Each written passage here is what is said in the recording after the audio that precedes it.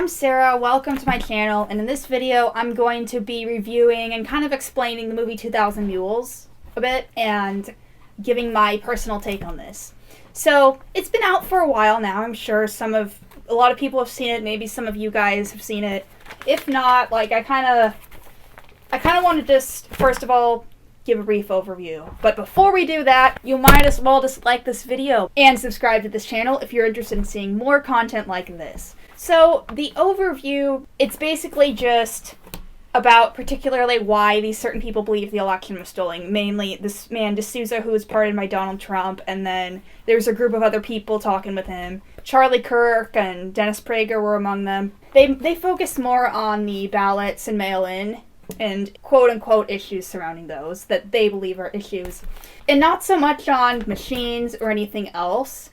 And not even that much on Trump himself, which is surprising because apparently lots of these people think he's like the center of the universe or something. But no, I thought that they actually did a pretty good job presenting this. So it begins by them showing clips of certain media outlets such as MSNBC and CNN, probably to get their viewers all worked up about it and stuff, about specific reporters saying that the 2020 election has been the safest election in the United States history.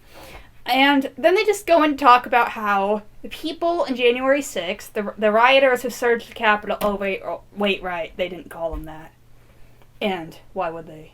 The people on January 6th, they just talked about how they were being tracked. We can tell where they were based on their cell phones, and it's possible that, or they argued that they were being tracked way before.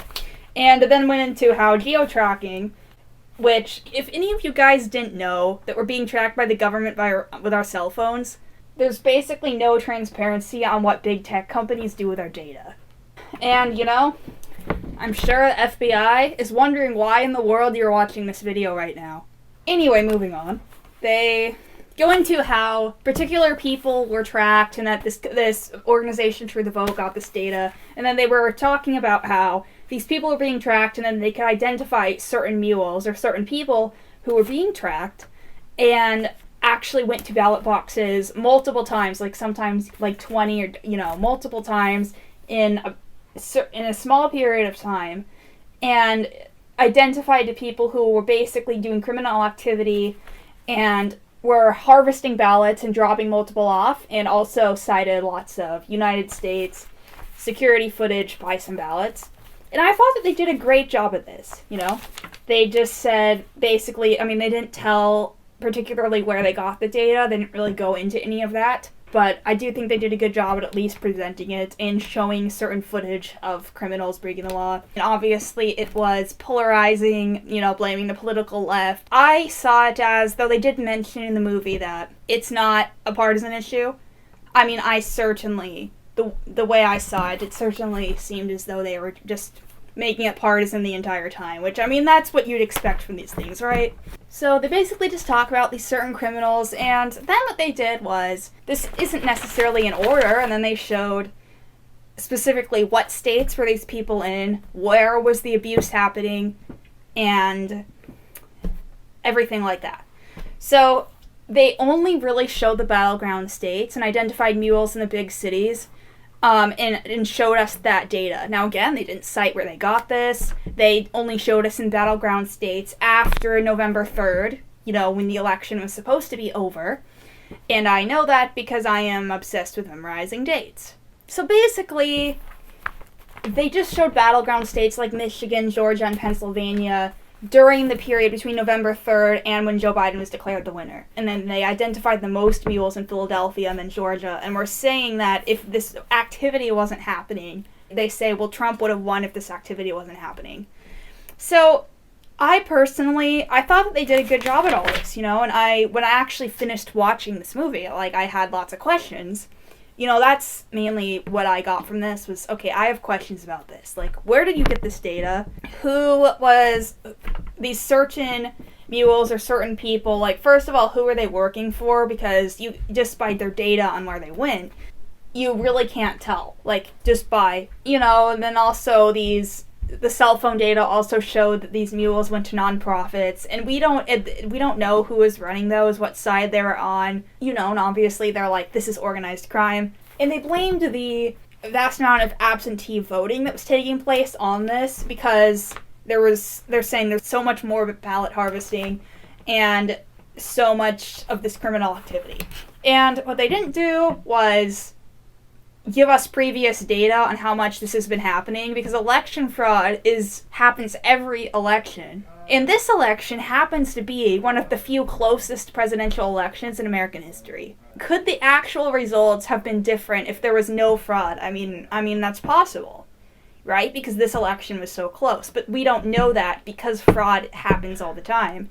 And we need to do our best to reduce that. Is the widespread fraud, the conspiracy to steal the election from Donald Trump, even this documentary didn't give significant information to actually prove that point. They just gave data that showed why they really think, and did a good job with it, but it didn't prove that, you know?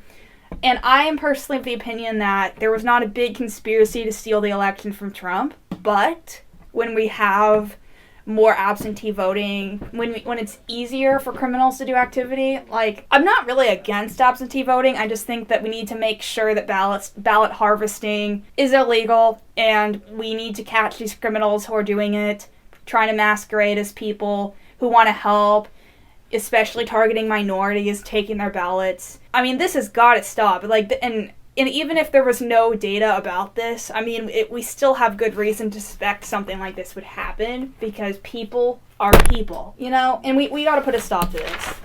And then they were talking, of course, made it more polarizing, you know, talking about, you know, how the left was like, let's make every vote count. You know, like, these people love to talk about the scary left. I know. So scary, right? I mean, if you're more conservative and you're watching this, please tell me in the comments down below why right-wing media seems to love just talking about the left. I mean, really, I do want to know. So let's put that in the comments down below. To wrap this up, I did already tell you guys my thoughts on this. When I watched this film, I basically just thought to myself, you know, I have questions. And I thought this through, and, you know, I would recommend watching it, but it does not prove that there's a wide conspiracy to steal the election. And if you can watch this with a critical mind and analysis, I mean, definitely go for it. And if you've seen it, tell me what you thought in the comments down below. And if you've made it this far, you might as well just like this video, because you already got to this point. And subscribe to this channel if you want to see similar content to this, because I'm going to do more political content, news, politics, and talking about major problems in the world and what we can do about them. So if you're interested in that, please hit subscribe, and thank you for watching. I hope you have a great day.